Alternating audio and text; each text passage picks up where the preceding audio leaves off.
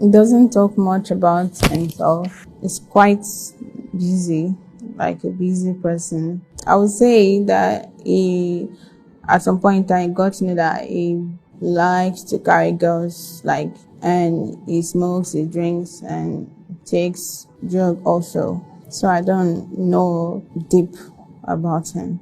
His character, he gets angry easily. He has issue with his wife. So, but his children is what is targeted as family man.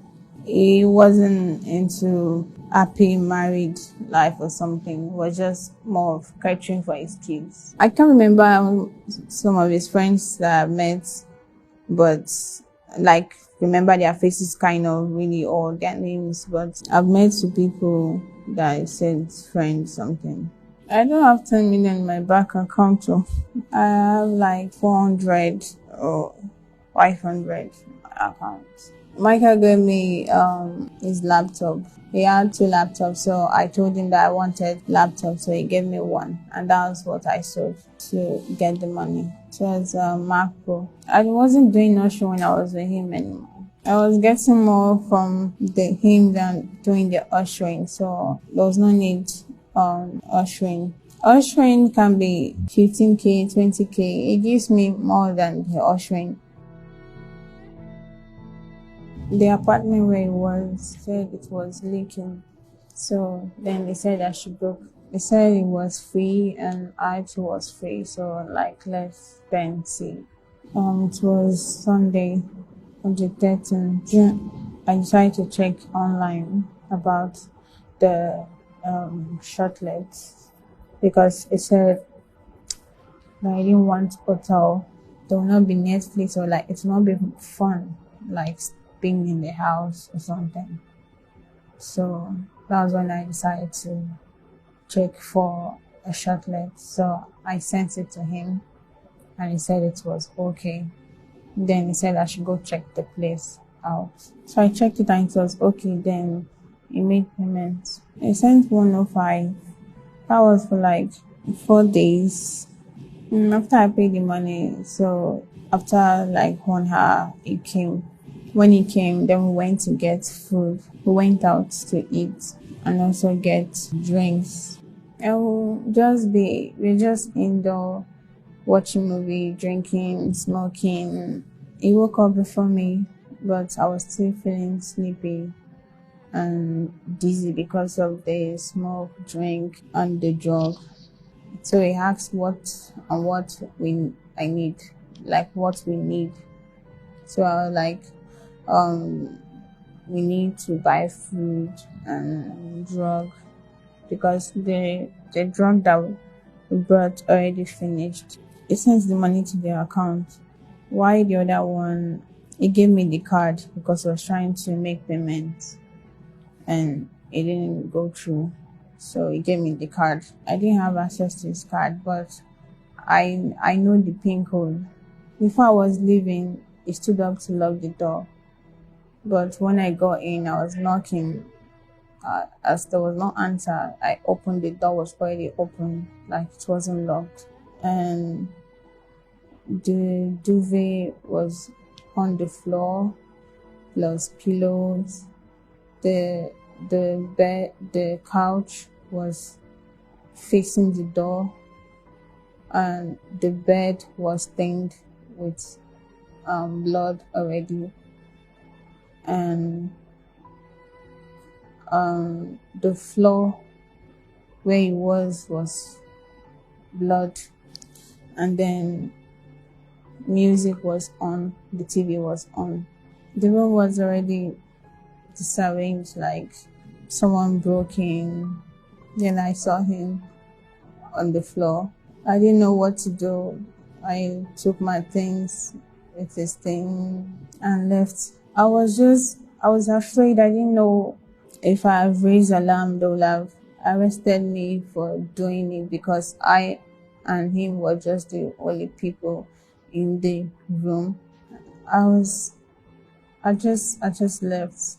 I was packing my things to leave. Then I noticed that my clothes was stained, so I changed it to another. I took the bag that contained his ID and documents, bank statements.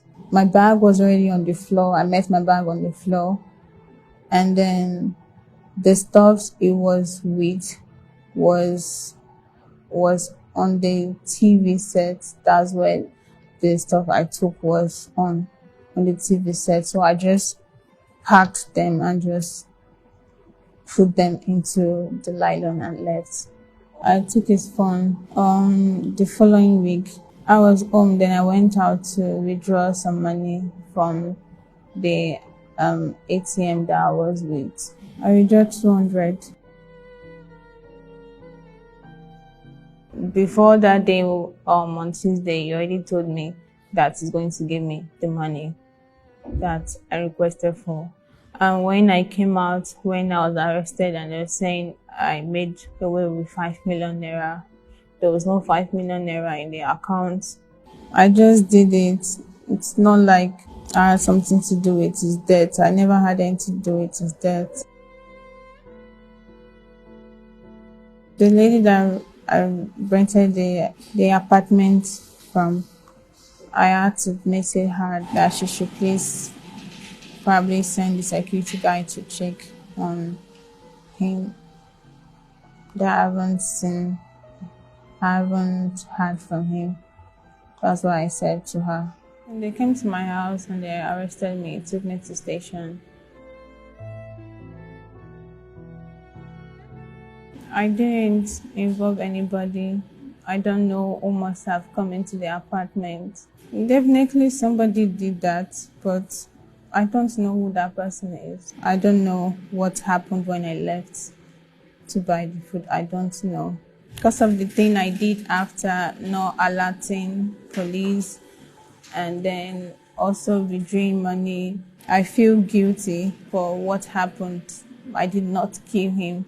Knowing sure whether I did not kill him, but my doings, taking his money and not reporting the police, I believe that somebody knew where we were and then waited till I left before they could enter. The pressure and people, when I was confronting security guy, and it was like, no, nobody entered into the apartment, that it was just me that entered into the apartment.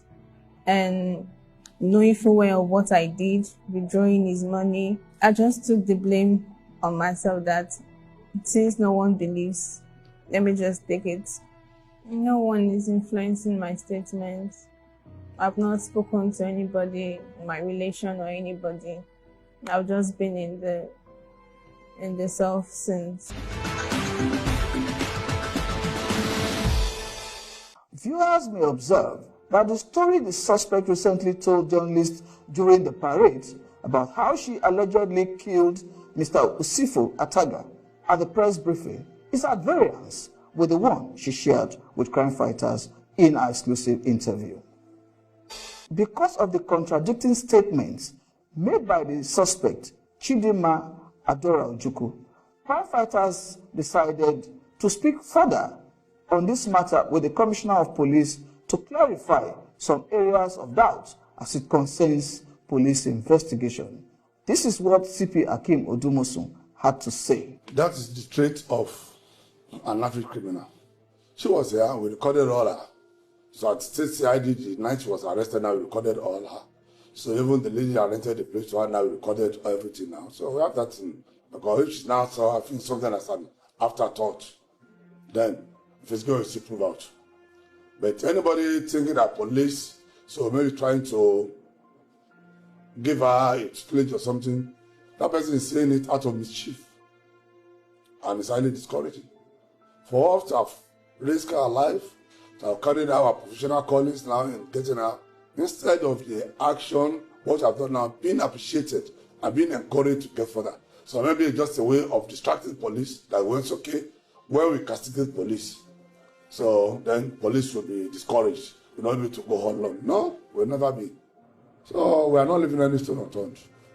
We are not leaving any lead unfollowed. Any lead that we get. Crime fighters also sought to speak with the adopted father of the suspect, He was reluctant to make statements on camera. However, the deceased's best friend also narrated in detail how he and other family members searched for the deceased before his body was found. I spoke to him last on Monday at about 9 p.m. It was a public holiday. So on Tuesday, I was on my way to his house in Banana Island in Ikoyi. When I left my house, I started calling him. And Usifo is somebody that if he misses your call, he calls you back immediately. I was calling him before, from VGC to maybe Lekki phase 1. I called maybe like 6-7 times. He did not pick his call. He did not call me back. Then this was about maybe 2 o'clock in the afternoon. Then at about between Lekki phase 1 to Banana Gate, I called maybe like another 15 times because I would need a code to get into the estate. So when I got to the gate, he still was not picking, so I called somebody else to give me a code. So I entered the estate. When I got to his house, I didn't even enter from the gate because there's a transparent gate. I saw that the Hilux his Toyota Hilux was in the front of the house, but the Range Rover was not there. So I called his PA, where is Usifo. He said that he came to Banana that morning. The cook told him Usifo went out, left the house on Sunday, and was not back at that Tuesday morning.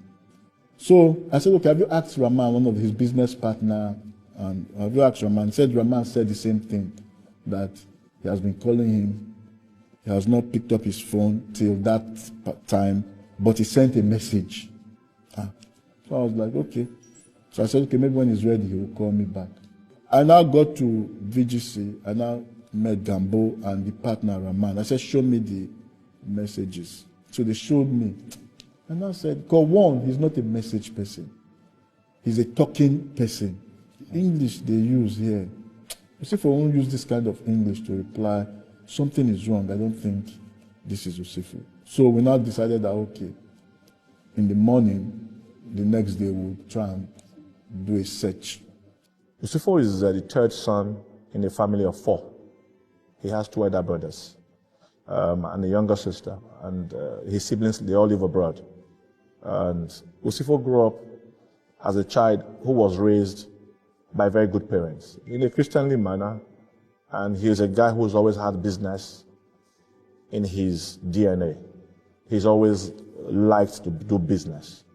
But what I'll tell you about Usifo is that Usifo is very respectable. Usifo will never hurt a fly. Usifo loves people. Usifo goes beyond the immediate family to know his cousins, to know his uncles. I've had the very regrettable privilege of seeing that dead body 5 times.